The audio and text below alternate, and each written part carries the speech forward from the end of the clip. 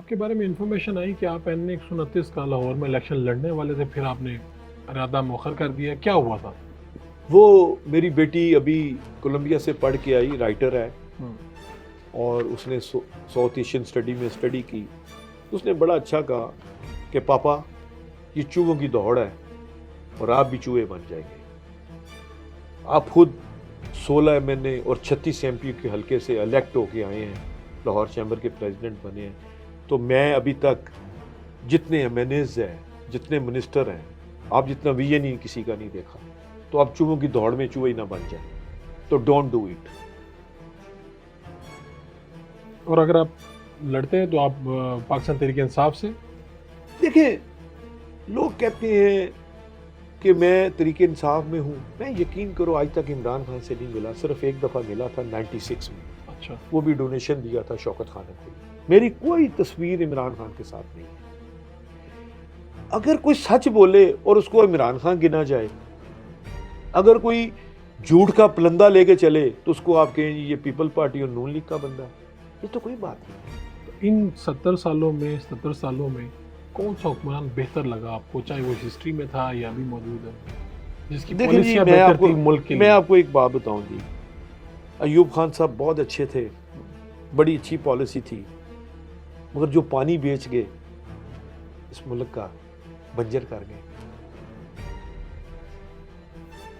اس کے بعد آپ کی حکومتیں بدلتی رہیں. یحییٰ خان صاحب آئے، وہ تو سب کو پتہ ہے ایک نیا تحفہ تھا پاکستان کے لیے.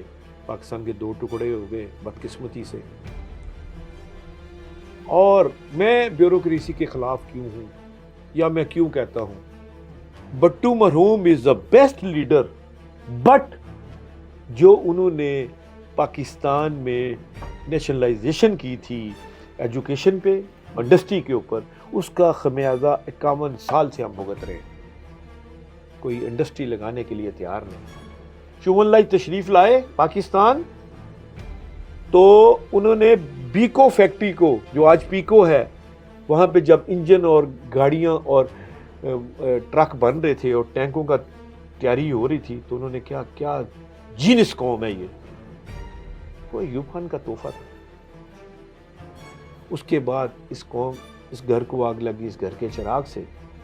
جیسے ہی آپ نے نیشنلائز کیا تو سب سے پہلے آپ نے میاں محمد نواز شریف کو لیڈر پیدا کیا.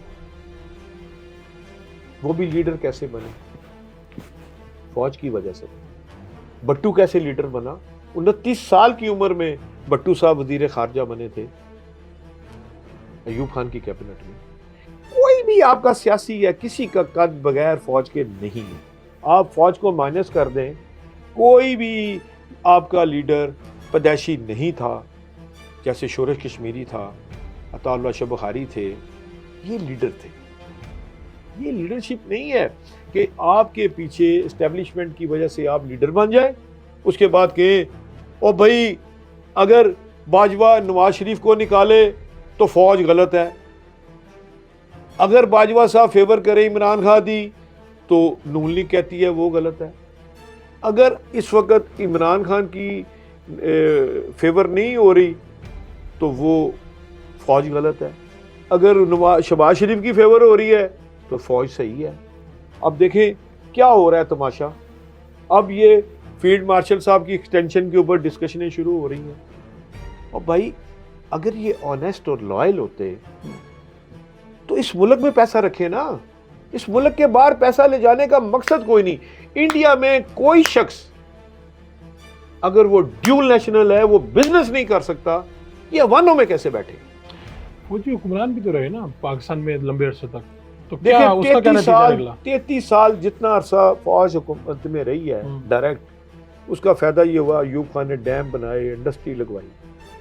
ضیاء الحق صاحب آئے، انہوں نے 2% پہ حدیبیہ پیپر مل کو لون دیا، اتفاق شوگر مل کو لون دیا، بے شمار انڈسٹری لگوائی 11 سال میں. اس کے بعد مشرف صاحب کی حکومت آتی ہے. 8 سال انہوں نے جس طرح اس قوم کے اوپر لوگوں کو شعور پیدا کیا، لوگوں کو انڈسٹری لگوائی، لوگوں کے اوپر، لوگوں کی زندگی کا معیار اوپر کیا، تو یہ 33 سال تو فوج نے بہتر کیا. اور 44 سال سے یہ فوجی ہمارے یہ جو جمہوریت ہمیں لے بیٹھی ہے، یہ جمہوریت کا جمود کب ختم ہوگا؟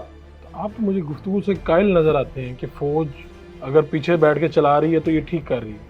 فوج، میں کب کہہ رہا ہوں فوج چلا رہی ہے؟ بات یہ ہے، میں کیوں کہوں کہ فوج چلا رہی ہے؟ میں تو یہ کہہ رہا ہوں کہ آپ کے جتنے پولیٹیکل لیڈر ہیں، اگر فوج کی رضامندی سے نہیں آتے تو یہ حکومت چلا ہی نہیں سکتے.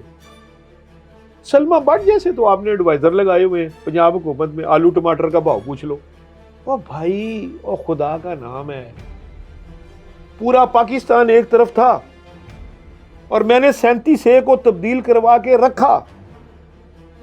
Credit goes to business community of Lahore, credit goes to business community of Karachi, جنہوں نے اپنی سچ کی آواز تکلیف بتائی لوگوں کو. آپ یہ باتیں لے کے وزیر اعظم کے پاس جاتے، وزیر خزانہ کے پاس جاتے، آپ آرمی چیف کے پاس چلے گئے. بالکل ٹھیک کہا آپ نے. جب ان کے پاس جاتے ہیں نا، وہ کہتے ہیں میجورٹی جو ہے وہ ہمارے پاس ہے. اگر میجورٹی کی بات ہوتی تو کربلا کا واقعہ نہ ہوتا. یزید میجورٹی میں تھا.